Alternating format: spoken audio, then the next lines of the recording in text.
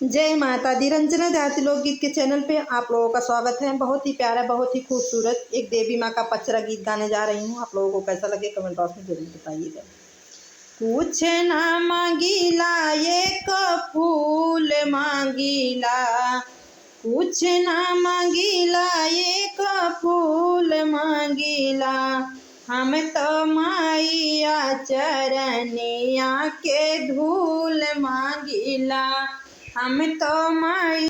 कुछ ना मांगीला एक फूल मांगीला, हम तो कुछ ना मांगीला एक फूल मांगीला, हम तो माइया चरनिया के धूल मांगीला, हम तो माइया चरनिया के धूल मांगीला, हम तो माइया चरनिया के धूल मांगीला, हम तो माइया चरनिया के धूल मांगीला, हम तो माइया चरनिया के धूल मांगीला।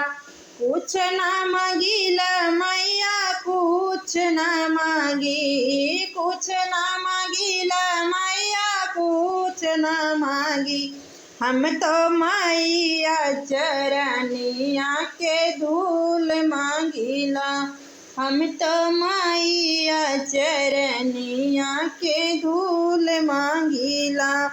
नाई मांगे महला मैया नाही अटरिया, नाही मांगे महला मैया नाही अटरिया, मांग के संधुरवा भरपूर मांगीला हे मैया, मांग के संधुरवा भरपूर मांगीला हे मैया, मांग के संधुरवा भरपूर मांगीला, हम तो माइया चरनिया के धूल मांगीला, हम तो माइया चरनिया के धूल मांगीला। कुछ न मांगीला मैया कुछ न मांगीला, कुछ न मांगीला हे मैया कुछ न मांगीला, हम तो माइया चरनिया के धूल मांगीला,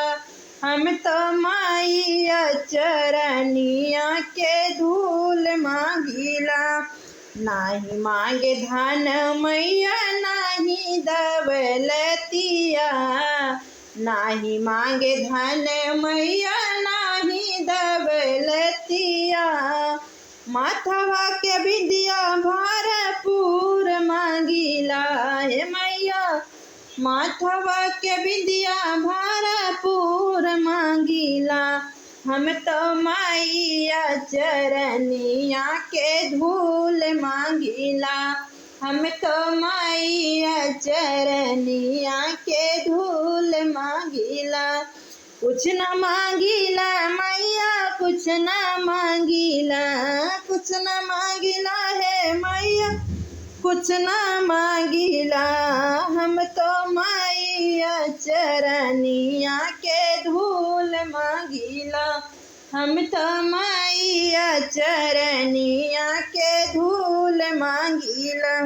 नाही मांगे टीका हरवा नाही मांगे झुमका, नाही मांगे टीका हरवा नाही मांगे झुमका, हाथवा में चूड़िया भरपूर मांगेला हे मैया, हाथवा में चूड़िया भरपूर मांगेला, हम तो माइया चरनिया के धूल मांगीला, हम तो माइया चरनिया के धूल मांगीला, हम तो माइया चरनिया के धूल मांगीला, हम तो माइया चरनिया के धूल मांगीला, हम तो माइया चरनिया के धूल मांगीला।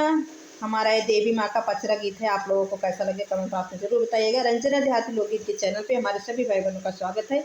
जय माता दी, जय माता दी। हमारी देवी मैया आने वाली हैं, उनका आप लोग स्वागत करिए, प्रेम से बोलिए जय माता दी।